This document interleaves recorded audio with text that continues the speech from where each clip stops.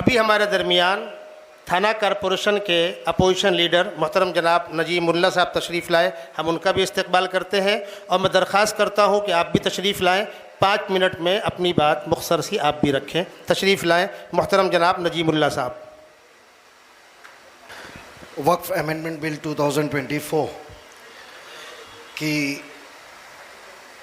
चर्चा सत्र और उसके खामियां और आने वाले दिनों में शहरी तौर पे सरकार के हस्तक्षेप के इस जमात उलेमा हिंद थाना ज़िला की तरफ से रखे इस प्रोग्राम में मौजूद थाना ज़िला के ज़िम्मेदार सदर मुफ्ती हुज़ैफ़ा साहब, मौलाना अब्दुल वहाब कासमी साहब, मौलाना शफ़ीकुर रहमान नदवी साहब, मौलाना अयूब साहब, सभी दिगर उलेमा इकराम ऑन द स्टेज, यहाँ पे मौजूद हमारे भिवंडी के खासदार सुरेश बाला मामा मात्रे साहब, इस राज्य के माजी मंत्री जितेंद्र आवाड साहब, मेरे अज़ीज़ दोस्त कॉरपोरेशन से जिनसे हमारा ताल्लुक़ रहा है, मेरे बड़े भाई रईस शेख साहब, मेरा साथी सभागार का शानू पठान जी, एसके बिल्डर हमारे शब्बीर भाई, इस शहर के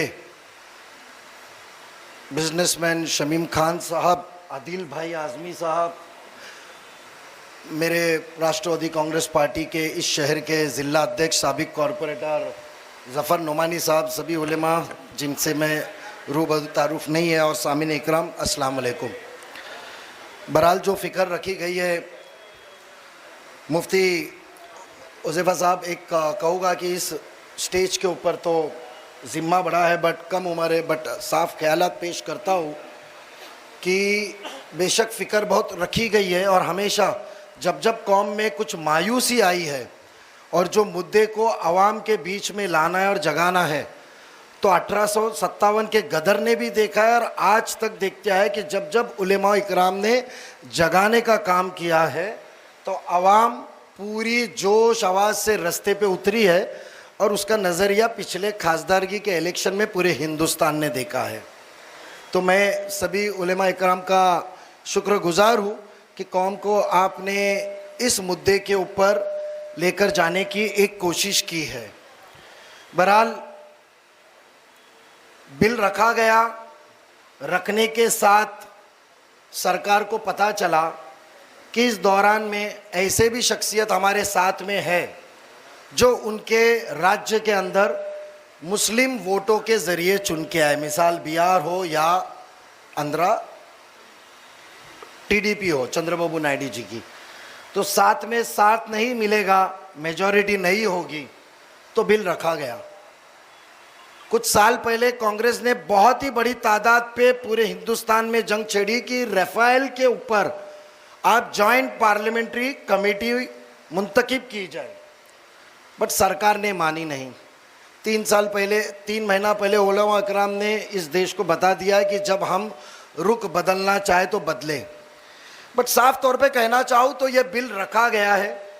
अभी तक हमारी शौरा कमेटी जो सबसे तादाद में जो इस हिंदुस्तान में आज़ादी के बाद से मुस्लिम पर्सनल लॉ बोर्ड इसको स्टडी पे लिया है, मेरे ख्यालात में आज ये बहुत प्री मैच्योर्ड है, क्योंकि जेपीसी के अंदर हमारे सुरेश मात्रे साहब माननीय सांसद भी है, लिस्ट के अंदर ढूंढने में तकलीफ भी एम सुरेश गोपीनाथ लिखा है, मगर फिक्र की बात नहीं है, क्योंकि आज भी आप लोग जब तक हमको जगाने के लिए बैठे हैं, वैसे इस जेपीसी कमेटी के अंदर 4 सांसद लोकसभा के अंदर है जो मुसलमान हैं, और उसके अंदर अहम नाम है, जो आखिरी नाम है 21वां नाम, वो है हमारे असदुद्दीन ओवैसी साहब का।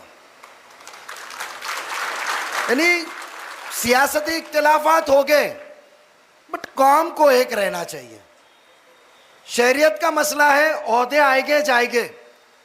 मैं फिलहाल जो पार्टी में हूं सत्ताधारी के साथ है, बट कौम के आगे ओहदा भी नहीं है, पार्टी भी नहीं है, कुछ नहीं है। जो शहरियत को हाथ लगाएगा वो कौम का जिम्मेदार है, क्योंकि आखिर में हर मोमिन तो आखिरत की सोचता है। दुनिया ही तो कुछ दिन है, यहाँ से निकलते हुए अल्लाह की मर्जी क्या रहेगी कुछ पता नहीं चलेगा, कौन मार लेगा कौन क्या हो जाएगा पता नहीं है, बट आखिरत की सोच है तो शहरियत के मामले में होगा नहीं। फिक्र की बात दूसरी इसके लिए नहीं है, इस मुद्दे पे प्री मैच्योर्ड मैंने बहुत जिम्मेदारी के साथ कहा कि ये अभी तक अवाम का मुद्दा नहीं है, इसको पॉलिटिकल एजेंडा में कन्वर्ट नहीं होना चाहिए। क्योंकि जो राज्यसभा के 10 सदस्यों को चुना गया है उसमें से भी 4 हमारे सांसद मुसलमान हैं। हमारे को हमारी नुमाइंदगी, मैंने आपको मिसाल दिया कि राफेल, कांग्रेस यूनाइटेड ऑपोजिशन ने कश्मीर से लेकर कन्याकुमारी तक आवाज उठाई कि राफेल की जेपीसी की जाए, बट रखी गई नहीं। 3 महीने की थोड़ी सी हवा का हमने पंखे का रुख बदल के बताया कि गर्मी तुमको भी हो सकती है, हमारे को छेड़खानी करो मत। मिनिस्टर ने बिल रखा, गोंदल हुआ और ताबड़तोड़ जेपीसी अनाउंस की गई और लिस्ट इंटरनेट पे भी है, पार्लियामेंट्री बोर्ड के वेबसाइट पे भी है। वक्त के तकाजे पे इतना ही कहूंगा कि हमारे मोमिन जैसे, हम जैसे छोटे समाज सेवक जिंदा है कि शहरियत को कोई हाथ लगाने नहीं देंगे, ओहदे नहीं मिले चलेगा। वैसे ये सांसद भी उतने ही जिम्मे के साथ है। इसके लिए मैंने एक सांसद का नाम लिया, वो तो कौम के मामले में कॉम्प्रोमाइज नहीं करेगा ना बाकी के कोई करेंगे। मैं तो कहूँगा इसके अंदर आखिरी बात कि मेरे एक ही आखिरी बात है, इल्तिजा है कि माजरत चाहता हूँ मैं बहुत, आप दीन से जुड़े हुए, दुनिया से बढ़कर दीन होता है और दीन के रास्ते पे ही चलना। हमारे कुरान तर्जुमे से पढ़ता हूँ, इसके लिए कहता हूँ 3 बार ख़त्म कर चुका हूँ एक तर्जुमे के साथ कि दीन के ज़रिए ही इस दुनिया में चलना है। कुरान हमको दुनिया ही सिस्टम सिखाने के लिए इस नाजिल हुआ गया है। तो इतना कहूँगा कि इसको सियासत एजेंट, क्योंकि मुसलमान ने अपनी ताकत बता दी है। हमको इसको किसी को भी आज तक हमको कठपुतली बनाया गया हमारे मसले मसाइल को प्रेजेंट करके कि ये तुम्हारा मसला है, तुम हमारा साथ नहीं दिए तो तकलीफ होगी। हम कठपुतली नहीं है, आप जैसे हमको जगाने के लिए बैठे हैं तो बेशक कोई किसी पॉलिटिकल फायदे के लिए कोई एजेंडा ना हो, यही एक रिक्वेस्ट रहेगी बेशक। मगर हर मोमिन, हर नुमाइंदा, वो नगर सेवक हो कि खासदार हो, हर एक जन इसका साथ देगा। इसका जहां जब मुस्लिम पर्सनल लॉ बोर्ड, आपकी जो कमेटी, शोरा कमेटी है देवबंद की या दूसरे मसले की मामले रहेगी, उनकी कमेटी जो मुख्तसर जो राह बताएगी वो राह पे हर मोमिन चलेगा, इंक्लूडिंग मैं और मेरे साथी। ये वादा कहता हूँ, फिक्र जताई उसके लिए जज़ाकल्लाहु खैर। इतना याद रखे कि भाई ये फिक्र को हमारी कौम की फिक्र रहे, उसके लिए कोई जाती सियासती प्लेटफॉर्म ना बने। ये इल्तिजा थी मेरी। कुछ गलती हो, छोटा मुंह बड़ी बात क्या होगा, तो माफ़ी चाहता हूँ। माफ़ी मांगने वाला आपने ही हमको मदरसे में पढ़ाते हुए सिखाया, बड़ा दिल का होता है, तो बेशक कुछ गलती हो तो माफ़ करता हूँ। अल्लाह हाफिज़। मोहतरम जनाब नजीमुल्लाह साहब, मैंने ये बात पहले भी कही थी और इस बात को फिर दोहरा रहा हूँ कि पार्लियामेंट में 8 अगस्त को जब बिल में बहस हो रही थी तो जिन चंद लोगों ने दिल खुश कर दिया पूरी इंसानियत का, देश के लोगों का, उसमें एक नाम मोहतरम जनाब बैरिस्टर असदुद्दीन ओवैसी साहब का भी। वो अकेले हैं, 2 चीज़ें अलग अलग।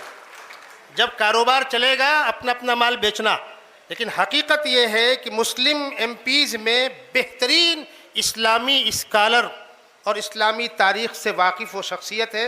मैं दिल की गहराइयों से उनका एहतराम करता हूँ और अक्सर उनकी पार्लियामेंट की स्पीच के बाद मैं डायरेक्ट फ़ोन लगा के मुबारकबाद देता हूँ और कभी कभी किसी बात पर उनको मुतवज्जे भी करता हूँ।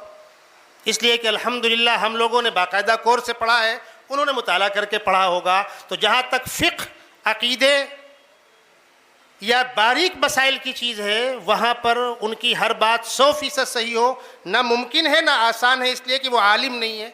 लेकिन इसके बावजूद हिंदुस्तान के टॉप के इस्लामी स्कॉलरों में एक नाम उनका आता है। ठीक है, बेचारे अकेले हैं, अल्लाह उनकी तन्हाई दूर करे, वो उनकी पार्टी का मसला है। मैं फिर साफ अल्फाज में कहता हूँ, हमारे स्टेज से हमारे यहाँ इसका कोई फ़र्क नहीं है कौन किस पार्टी का है, क्या है। जो मुश्तरक एजेंडा है कौम का, हमने उस एजेंडे को सामने रखकर आप लोगों को दावत दी, जहमत दी, ज़िम्मेदारान को बुलाया और यहाँ की मुमरा कौसा ब्रांच के ज़िम्मेदारान मोहतरम जनाब हाफिज़ करम हुसैन साहब, हाफिज़ अयूब साहब, हाफिज़ अयाज साहब, ज़फ़र सैयद साहब और मौलाना इकबाल साहब, उनकी पूरी टीम, मौलाना शमीम साहब वग़ैरह, इन तमाम लोगों ने हफ्ता 8 दिन तशरीफ़ ले आए। आगे आ जाए, आइए भाईजान, आइए, इस्तकबाल है आपका। हमारी पूरी टीम ने रातों दिन एक किया और ये खूबसूरत प्रोग्राम सजाया है। असल तो मुबारकबाद के मुस्तहिक वो हैं। हमारे दरमियान दो